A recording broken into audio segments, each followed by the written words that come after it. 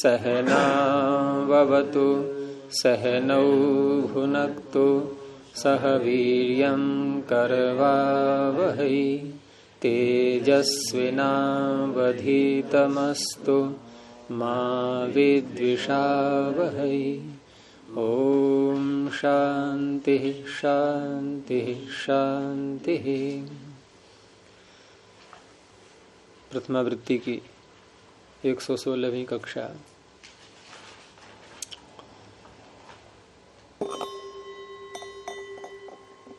कित प्रत्यय जो है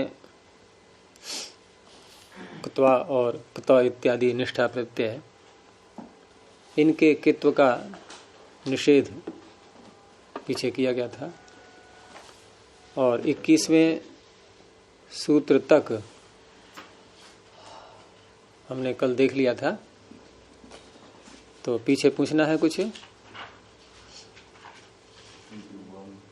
ये नत्वा सेट में जो हमने उदाहरण देखे, इसमें हम थोड़ी स्पष्टता नहीं है कि जो इट है उसको हम निषेध कर रहे हैं या कैसे? नहीं, कित्व का निषेध।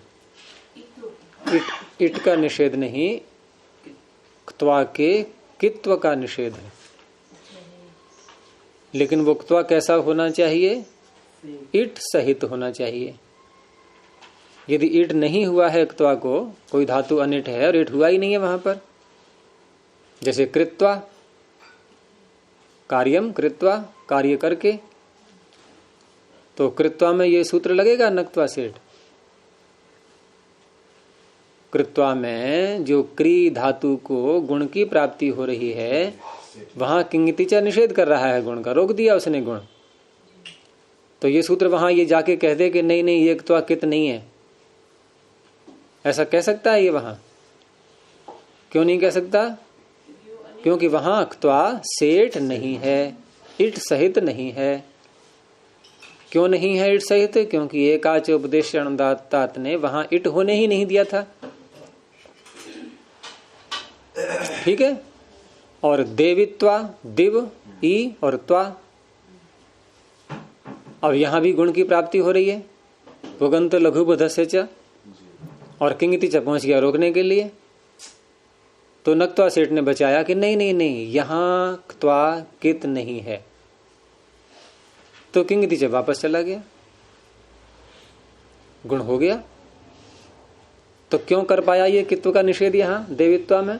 क्योंकि यहां क्त्वा सेठ है, इट सहित है। क्यों है इट सहित? क्योंकि यहां एकाच उपदेश अनुदाता नहीं रोक पाया इट को।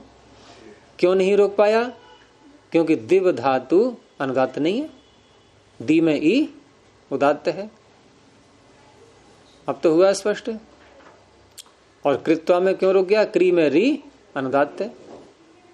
एकाच ये भी है, एकाच वो भी है, लेकिन अनुदात्त उदात्त का भेद आ गया। तो जो धातु उपदेश में एकाच भी हो, अनुदात्त भी हो, तब इट का आगम का निषेध होता है। और वहां ये सूत्र नहीं लग पाएगा। ये सूत्र वहां लगता है नक्त्वा सेठ जहां इड आगम हो चुका होता है। कित्व का निषेध करता है ये। कित्व का निषेध करने के बाद क्या क्या परिणाम आएंगे वो इसको लेना देना कुछ नहीं उससे। तो कित्व का निषेध होकर के कहीं तो ये गुण का निषेध हो जाता है, वो गुण होने लगेगा, गुण हो जाता है। परिणाम जैसा भी आए सामने वो बाद में देखा जाएगा, लेकिन कित्व धर्म को ये हटा देता है। अगर सेठ क्त्वा है तो अनिट को छूता नहीं है।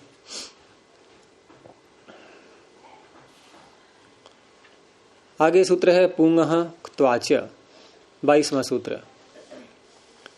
पुंगः पंचम एक वचनांतम, क्त्वा लुप्त प्रथमांतः च अव्यपदम। अब पीछे नक्त्वा सेठ ने सेठ त्वा के कित्व का निषेध कर दिया था, ठीक है। और यहां क्त्वा को दोबारा पढ़ा गया है, हैं? इसमें ना, तो नक्त्वा सेठ, सेठ की अनुवृत्ति आ रही है, सेठ चलता रहेगा साथ में। और इस सूत्र में सेठ की अनुवृत्ति के साथ साथ ऊपर से निष्ठा भी आ रहा है। निष्ठा, शींग, स्वीदि, मिदि, यहां से निष्ठा भी आ रहा है। निष्ठा प्रत्यय को भी ले लेगा ये क्तवतु। तो पूंग धातोः परः, पूंग पवने है, ये वादिगण की ही है। और पूंग नित है, इसलिए आत्मनिपद में प्रयोग चलते हैं इसके, पवते इत्यादि। यद्यपि परस्मी पद में भी इसका प्रयोग होता है, भूः पुनातु, लेकिन वो कौन से गण की है? पुनातु से पता लगा लो, पुनातु से पता लगा लो, क्रियादि गण की। क्रियादिभ्यः स्ना। भू पुनातु शिरसि, भुवः पुनातु नेत्रयोः, स्वः पुनातु, सम्य पुनातु, पुनातु पुनातु। वो जो भजन बनाया था उन्होंने, पंजाब के थे ना वो, एक बार मेरे साथ कार्यक्रम में आए थे, नाम भूल गया मैं उनका, विजय नाम था क्या, विजय, हाँ। उन्होंने वो बनाया ना, हो पवित्र परमेश्वर वाला भजन, हाँ, मेरा बिछौना ओढ़ना हो पवित्र परमेश्वर। तो प्रारंभ में यही एक वाक्य चलता है उनका काफी देर तक भजन के प्रारंभ में, पुनातु पुनातु मां करके ऐसे। तो ये सूत्र क्या कह रहा है कि पूंग धातोः परः सेठ निष्ठा क्त्वाच कित न भवति। सेठ निष्ठा और सेठ क्त्वा, सेठ निष्ठा और क्त्वा ये दोनों कित नहीं रहते। अब यहां जो पू धातु है, इसमें जहां इट का प्रकरण आया हुआ है 7वें अध्याय में, निकालो वहां पर कहां से प्रारंभ होता है इट का प्रकरण? निषेध का नहीं, निषेध का भी है और विधान का भी है। निषेध का तो प्रारंभ होता है नेडवशीकृति से, और विधान जहां से करते हैं वो कहां से प्रारंभ होता है? हाँ, आर्ध धातु का सेठ बलादे है।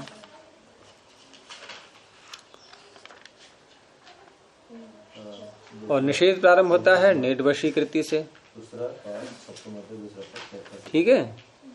तो जहां विधान चल रहा है आर्ध धातु का सेठ बलादे है, तो उसी प्रकरण में एक सूत्र है छोटा सा 51 संख्या पर, पूंगश्च, और उसमें ऊपर सूत्र है क्त्वा निष्ठयोः, क्लिशः क्त्वा निष्ठयोः।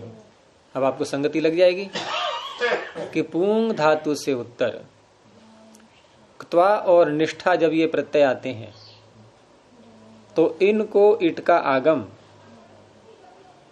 ऊपर से आ रहा है 41 संख्या पर, देखो, इट सनी वा, नहीं आगे भी है 44 पर भी है, स्वरति सूति सुयति धूयु दितो वा, यहां से वा आ रहा है। तो विकल्प करके क्या होगा? क्या किसका प्रकरण है ये? इट का। इट आगम विकल्प से होता है इसमें। अच्छा, इट आगम विकल्प से कर रहे हैं, ये अप्राप्त विभाषा है या प्राप्त? कैसे पता लग रहा है? इट का आ है ना, इट की प्राप्ति पहले से हो रही है। इट वाला इट के आगे नहीं, इट की प्राप्ति पहले से हो रही है, ये कैसे पता लगा? है? तो वो तो वहां भी करेगा, फिर तो कृत्वा में भी है? यूं कहो ना कि पू में उ उदात्त है, क्योंकि एकाच उपदेश अनुदाता रोक देगा, अनुदात्त होगा तो, और तब भी हम विकल्प से प्राप्ति करा सकते हैं, तब कहेंगे हम अप्राप्त विभाषा। एकाच उपदेश अनुदात्तात से यदि निषेध हो रहा है और प्राप्ति कराई जा रही है तो कैसे क्या कहेंगे? अप्राप्त विभाषा। और आधातु कसेट वादे से प्राप्त हो रहा है तब विकल्प कर रहे हैं तो कहेंगे प्राप्त विभाषा। ऐसे पता लग जाता है कि प्राप्ति में विकल्प है या अप्राप्ति में विकल्प है, ये देखा जाता है। ये प्राप्ति में विकल्प है, क्योंकि लुट लकार का रूप देख लिया करो। लुट लकार का रूप बनता है पविता, ये लुट लकार से लगता है पता कि धातु सेठ है क्या नेठ है। ये कई बार मैंने पीछे बताया भी आपको, अन्य लकारों से पहचान नहीं हो पाएगी, लुट लकार ही बताता है ये, क्योंकि वहां कोई विकल्प नहीं होता है। वहां यदि ईट नहीं है, ईट है तो है बस, नहीं है तो नहीं है। तो पुंगश्च से विकल्प करके यहां इडागम होता है। तो इस सूत्र का विषय कब बनेगा, इडागम करने वाले पक्ष का या न करने वाले पक्ष का? जब इडागम कर लेंगे तब, क्योंकि इसको तो सेठ चाहिए। तो सेठ पक्ष में यहां पर कित्व का निषेध हो गया। तो निष्ठा प्रत्यय पू और निष्ठा का त इडागम हो गया विकल्प से, हैं? तो पू ई त। अब कित होने से गुण का जो निषेध प्राप्त हो रहा था, गुण की प्राप्ति किससे हो रही थी? सार्वधातुक अर्धातुक योग से। तो किंग टीचर रोकने लगा, तो इसने कहा नहीं, यहां ये निष्ठा प्रत्यय कित नहीं रहेगा, तो गुण हो गया पो ई त। अब आदेश पवितः, और क्तवतु प्रत्यय बनाएंगे तो पवितवान। ऐसे ही क्त्वा प्रत्यय में भी, क्त्वा प्रत्यय में पू ई त्वा, तो कित्व का निषेध होने से गुण हो जाएगा और अब आदेश होकर के पवित्वा।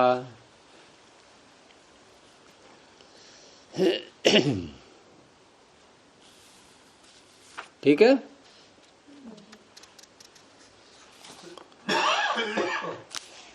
अगला सूत्र नोपधात थफान्ताद्वा। नोपधात पंचम एक वचनांतम, थफान्ताद पंचम एक वचनांतम वा अव्यपदम। अब नोपधात ये शब्द है नोपध, तो नोपध में बहुरी ही समास करेंगे। न उपधा यस्य, तो न में अ उच्चारण के लिए है, यहां अर्थ उसका नकार ही होगा। अगर हम उच्चारण के लिए न करें तो क्या सूत्र बनना चाहिए था? उच्चारण के लिए न में से अ को हटा दें,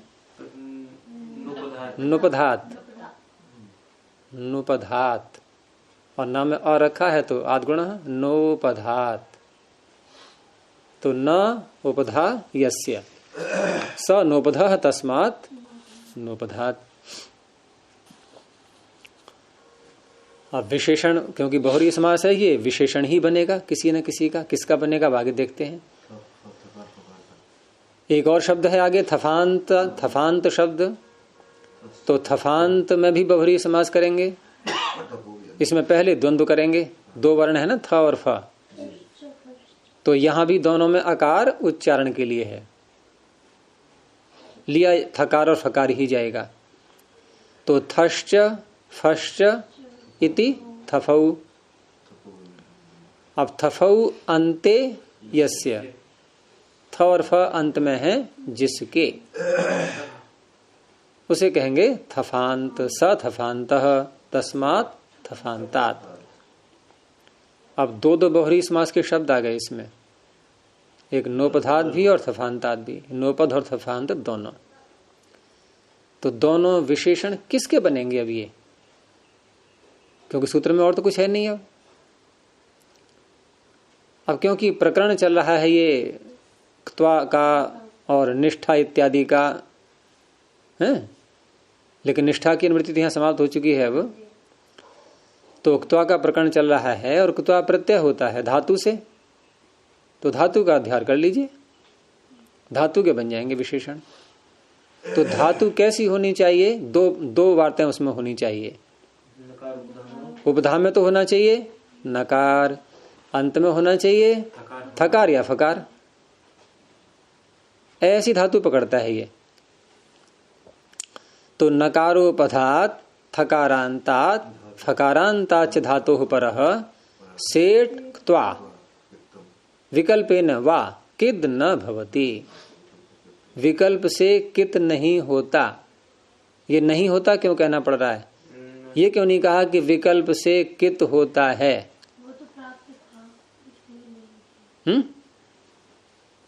कित तो प्राप्त हो ही रहा था, प्राप्त थे। बा कह दिया ना, बा है ना वो विकल्प हो जाए। ये विकल्प कह दिया, एक पक्ष में प्राप्ति, एक पक्ष में नहीं प्राप्ति। नहीं, विकल्प से कित होता है ये क्यों नहीं कह रहे हैं? क्योंकि निषेध चढ़े ना, हाँ, निषेध आ चुका है पहले, प्रकरण ही चल रहा है। निषेध आ चुका है पहले, उस निषेध का विकल्प है यहाँ, यानी कि निषेध विकल्प से होता है, इसको यूं समझ लो। तो उक्त्वा प्रत्यय विकल्प से कित नहीं होगा, इन एक पक्ष में कित रहेगा, एक पक्ष में नहीं रहेगा। तो धातु जैसे यहां ले ली हैं, आपको थकारांत में लेंगे तो ग्रंथ और फकारांत में लेंगे गुंभ। उपधा में दोनों में नकार मिलेगा। तो ग्रंथ धातु क्या है? मूल वास्तव में ग्रथी। ऐसे ही गुफ का है गुफी। तो धातु पाठ में जो धातुएं ई जिनमें अनुबंध पढ़ते हैं पाणिनि, इकार, तो उसकी संज्ञा करेंगे। तो वो धातुएं कैसी कहलाती हैं? इदित। इत, इदित का क्या विग्रह होगा? हैं? फिर बोलो। ई इत यस्य, जोड़ो इसको।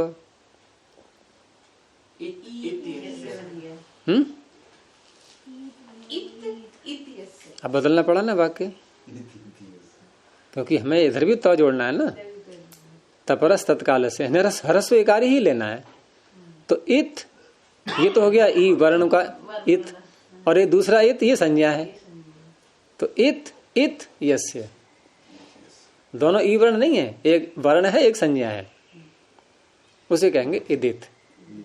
तो इदितो नुम धातु हो, इदित धातु को नुम आगम होता है, ये नियम है। नुम है मित, मित होने से मिलचो अंत्याद पर। तो ग्रथी में ई हटा दिया ग्रथ, और ग्रथ में नुम करेंगे तो अंतिम अच यानी ग्र में अ उसके परे आएगा तो ग्रंथ। थकार हल है ग्रंथ।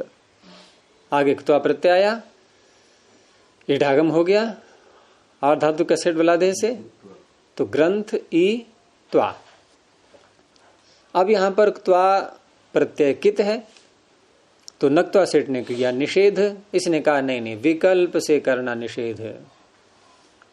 तो विकल्प से निषेध करना है तो जिस पक्ष में कित रहा उस पक्ष में ग्रंथ के नकार का, तो ग्रंथ के नकार का लोप नहीं, वो भूल हो गई यहां पर थोड़ी सी। धातु ग्रथी नहीं है, धातु है श्रंथ ग्रंथ संदर्भे। धातु पाठ में निकालो, श्रंथ ग्रंथ संदर्भे, ये दो धातुएं हैं इकट्ठी, अर्थात इसमें नकार पहले से ही है, नुमागम करके नहीं आएगा, पहले से ही विद्यमान है। ये चुरादी, इसमें क्रियादिगण में भी आती है और चुरादिगण में भी आती है, और एक भुआदिगण की भी धातु है। ये भुआदिगण में जो आएगी वो तो इदित होती है।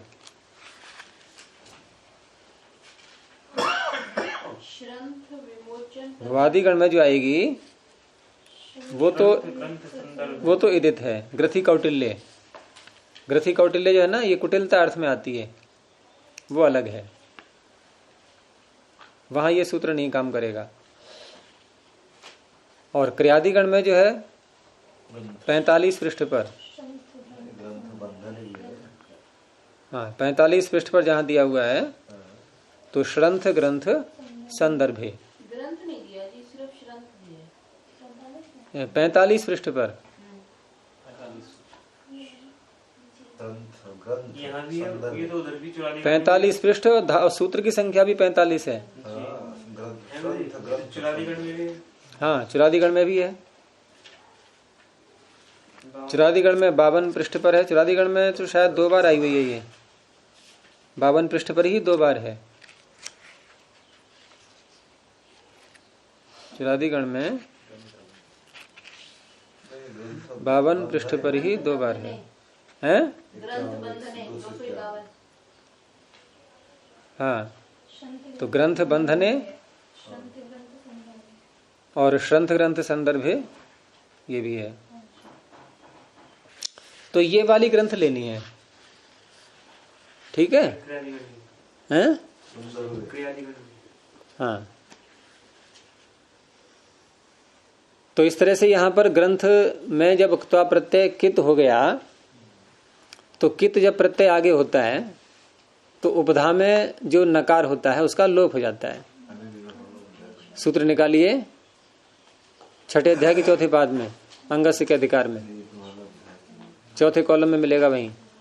अनिदिताम हल उपधाया किंगिति।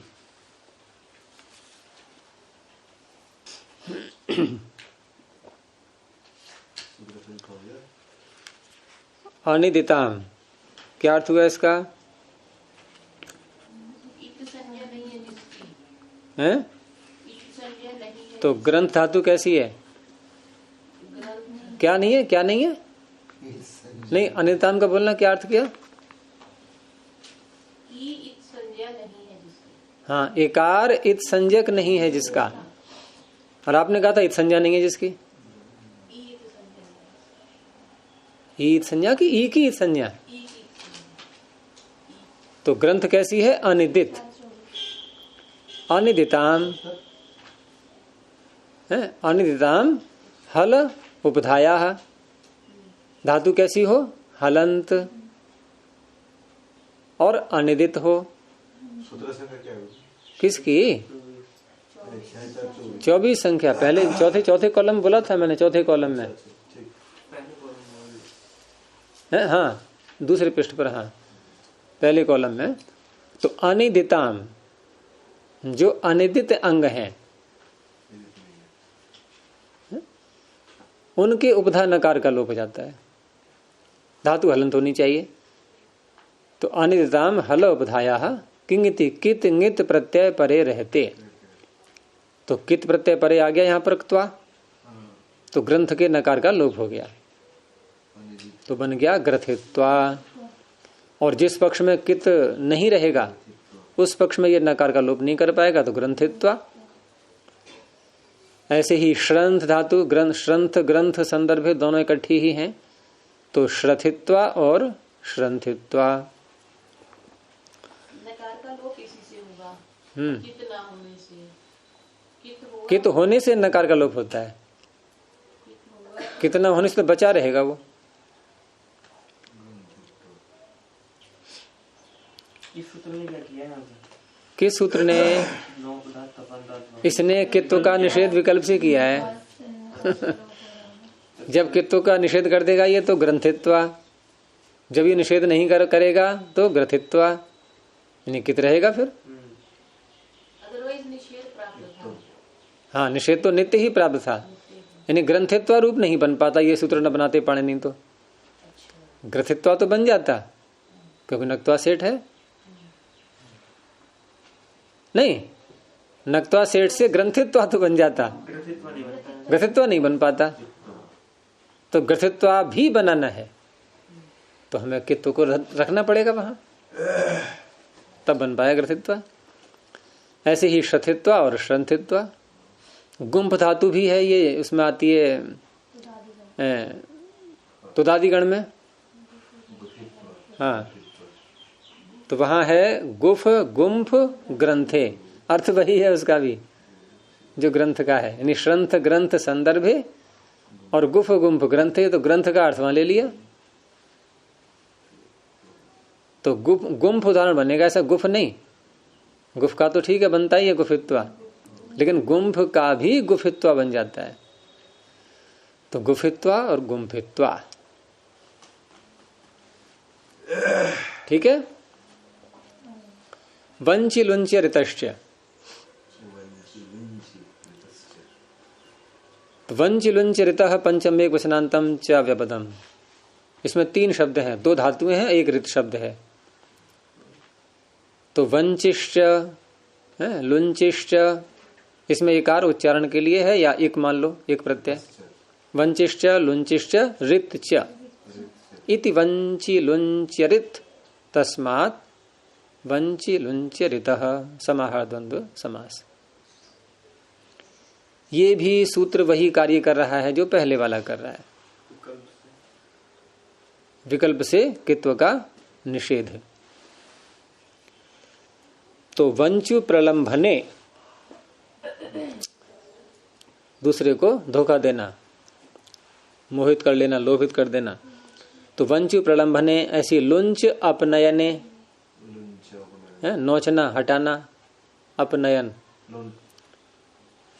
और रित धातु जो है ये धातु पाठ में नहीं है, तो कुछ धातुएं ऐसी भी आएंगी इन सूत्रों में जो धातु पाठ में नहीं है।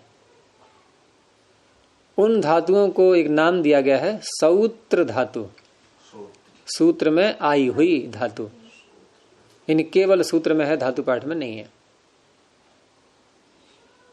तो रित धातु ये सौत्र है और अर्थ इसका होता है घृणा करना, रित धातु का। तो वंचु प्रलंभने, लुंच अपनयने और रित इत्येतेभ्यः धातुभ्यः परः सेठ क्त्वा प्रत्ययः वा कित न भवति। इनसे उत्तर भी सेठ क्त्वा कित नहीं होता विकल्प से। उदाहरण बिल्कुल वैसे ही बनेंगे, कार्य भी वैसा ही है। जैसे वंची और लुंच, वंच और लुंच में तो नकार दिखाई दे रहा है आपको, इसका लोप हो जाएगा जब कित रहेगा तो वचित्वा और लुचित्वा। जब कित नहीं रहेगा तो नकार का लोप भी नहीं हो पाएगा, तो वंचित्वा लुंचित्वा। ऐसे ही रित में जब कित रहेगा तो गुण नहीं हो पाएगा, रितित्वा। और जब कित नहीं रहेगा तो उस अवस्था में गुण हो जाएगा, तो अर्तित्वा ये बनेंगे। कैसे रूप बनते हैं इसके रूप क्या बनेंगे? अव्यय हैं सारे ये, तो इनके भी रूप से लाओगे क्या? तो प्रत्यय में नहीं,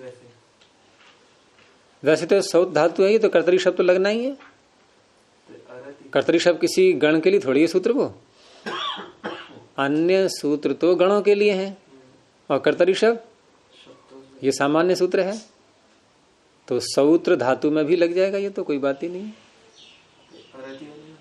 उसमें कोई ये शंका करे कि भूवादेव धातु है, ये धातु संज्ञा कैसे करे कि भू आदि, तो भू आदि का मतलब धातु पाठ, भू जहां आ रही है पहली।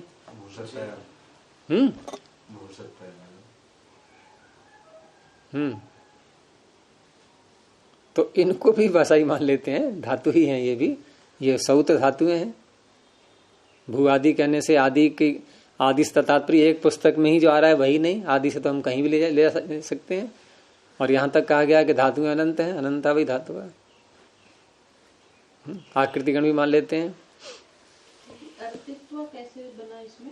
रित और ई और त्वा पुगंत लघु बुधस्य च, ये तो बड़ी सामान्य सा प्रश्न आपका हुआ। रितित्वा तो बन गया। हाँ, उसी का उत्तर दिया मैंने भी। उसको गुण करते पुगंत लघु बुधस्य च, गुण हो गया री को, और तो अर्थित्व। ये कहाँ है? ये किसी उक्ति है क्या? चाहिए अनंता वही धातु। आपने बोल दिया, आपकी उक्ति हो गई अब, ये ऐसी हो जाती है। त्रिषि मृषि कृषे है काश्यपस्य, त्रिषि मृषि कृषे है पंचम एक वचनांतम, काश्यपस्य षष्ठी एक वचनांतम। तो त्रिशिश्च मृषिश्च कृषिश्च सभी में ई दिया हुआ है। त्रिषि मृषि कृषि ही, तस्मात् समाहार द्वंद्व है ना, इसलिए एक वचन, तस्मात् त्रिषि मृषि कृषि है। प्रकरण बिल्कुल ज्यों कहते हैं, अर्थात क्त्वा के कित्व का विकल्प से निषेध।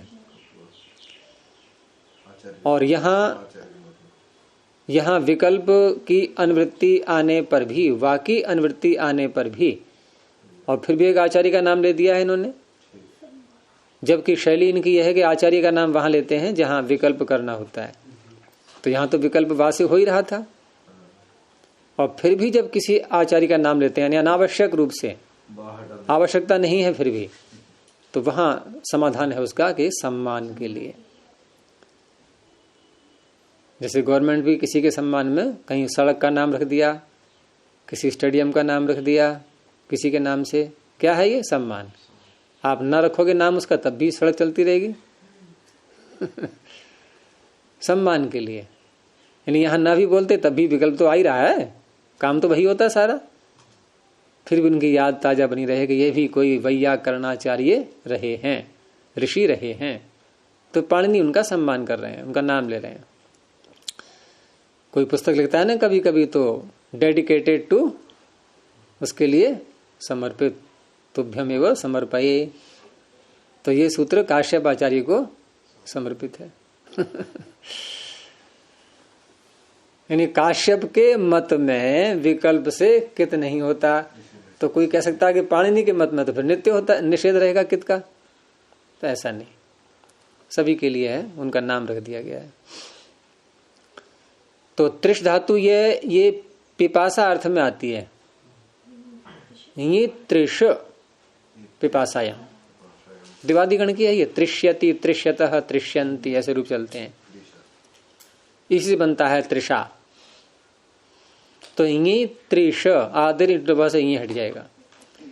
ऐसे ही मृष तितिक्षायाम, ये भी दिवादिगण की है, मृष्यति मृष्यतः। कृष तनुकरणे, ये भी दिवादिगण की है, कृष्यति कृष्यतः कृष्यन्ति। तितिक्षा, सहन करना। तो ये त्रिश मृष कृष इत्येतेभ्यः धातुभ्यः परः सेट क्त्वा वा कित न भवति काश्यपस्य आचार्यस्य मतेन। दोबारा क्यों लिया? मृष हमने ऊपर भी ले ली थी, इसको दोबारा क्यों लिया हमने?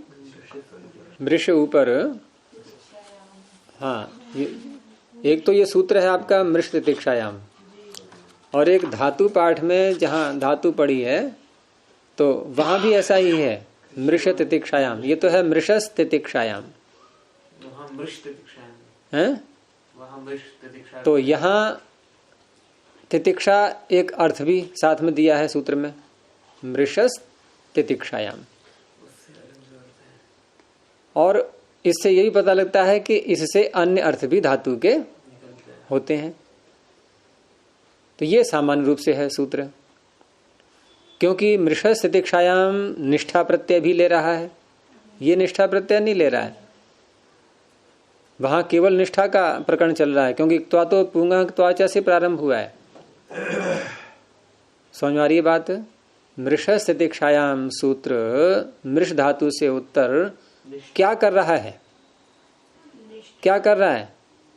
निष्ठा के कित्व का निषेध कर रहा है, विषय दूसरा हो गया। और ये क्या कर रहा है? ये मृष से उत्तर क्या कर रहा है? त्वा के कित्व के निषेध का विकल्प कर रहा है। तो फिर आपका जो प्रश्न था कि दोबारा क्यों पढ़ दी, हो गया उत्तर उसका। ये त्वा के लिए है, वो निष्ठा के लिए था, और वो उसी अर्थ में था, ये सभी अर्थों में। हाँ, इसमें अर्थ का भी कोई निर्देश नहीं है। तो इस तरह से त्रिश धातु से त्वा प्रत्यय लाएंगे, तो जब कित्व का निषेध हो जाएगा तब तो बनेगा तर्षित्वा, और नहीं तो त्रिषित्वा। ऐसे ही मृषित्वा, मर्षित्वा, कृषित्वा, कर्षित्वा। सरल है ये सूत्र, इसमें कहीं कोई कठिनाई नहीं है। और ले लें एक सूत्र जी। रलो विपधात धलादेह संश्च, रलह पंचम एक वचनांतम, विपधात पंचम एक वचनांतम, हलादेह पंचम एक वचनांतम, सन प्रथम एक वचनांतम च व्यपदम। कई शब्द हैं इसमें। तो व्युपधात, इसमें दो शब्द हैं, वी और उपध।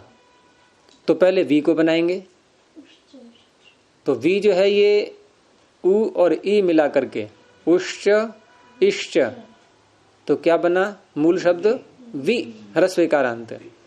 और वी के रूप से लाएंगे तो वी वी वयः। तो द्विवचन में दो हैं उ और ई, तो वी, ये वो है वी, इंग्लिश का वी नहीं है, वी गो।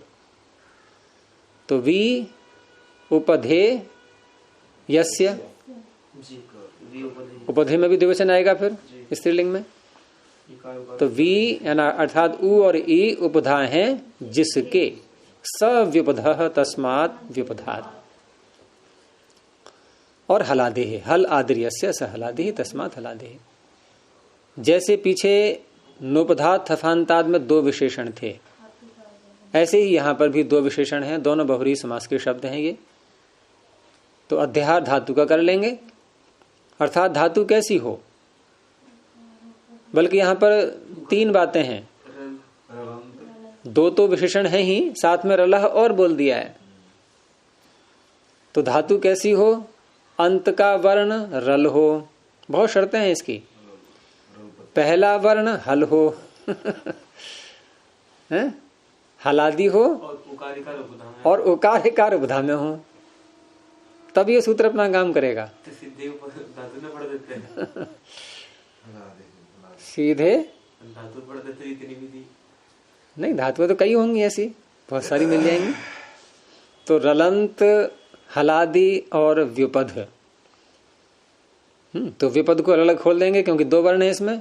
तो इकारोपधात, उकारोपधात नहीं, पहले उकार, उ और ई, उकारोपधात इकारोपधात, रलंतात, हलादेश हलादेह धातोः परः, हलादे धातु परः, सेठ त्वा, सेठ संच, त्वा तो ऊपर से आ ही रहा है। वा कित न भवतः, दो है ना ये, त्वा और सन दो हैं, तो ये कित नहीं रहते। अब यहां पर कित नहीं रहते, तो कित था तभी तो हम करेंगे निषेध, हैं? कित होगा तभी तो करेंगे निषेध। तो उक्त्वा कित है, नहीं है, तो कित नहीं रहता कह दिया। क्या सन भी कित है सन भी कित है क्या? तो सन को कैसे कर रहे हैं निषेध ये कि सन कित नहीं होता, वो तो पहले से ही नहीं है, हैं? या है पहले से?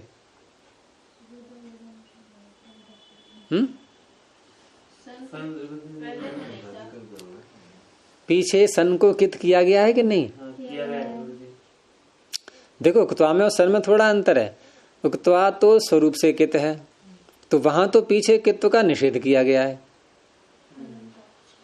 तो कित्व का निषेध विकल्प से होता है, यहां घट जाएगा ये, ठीक है। और सन स्वरूप से कित है ही नहीं, वहां कित किया गया है पीछे। रुद विद मुष ग्रही स्वपि प्रच्छः संश्च, सन को कित किया गया है, तो वो जो सन को कित किया है तो सन कित हो गया।